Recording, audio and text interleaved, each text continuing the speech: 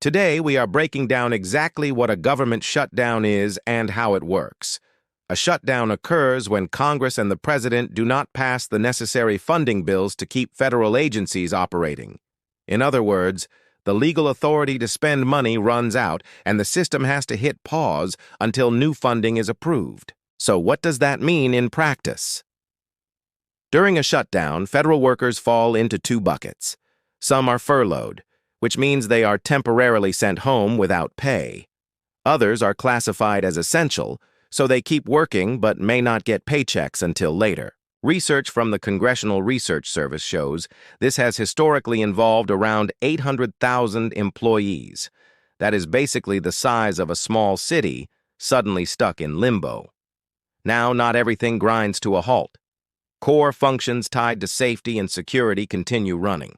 The military stays on duty, air traffic controllers keep planes in the sky, and Social Security checks still arrive. But services like passport applications, certain permits, or full operations at national parks may be slowed or suspended. Think of it as switching from full power mode to battery saver.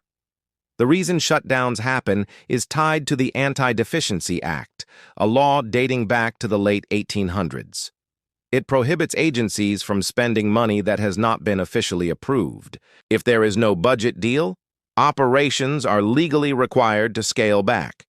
It is not about anyone forgetting to cut a check. It is the rules of the system. Shutdowns are not rare. Since 1976, there have been more than 20 funding gaps. The longest lasted 35 days from 2018 into 2019. According to the Congressional Budget Office, that single event cost the economy about $11 billion in lost output. That is a lot of zeros for what is essentially a very expensive pause button. In short, a government shutdown is a temporary lapse in funding authority. Essential services continue, non-essential ones pause, and the economy often feels the ripple effects. It is less a collapse and more a timeout built into the federal budget process.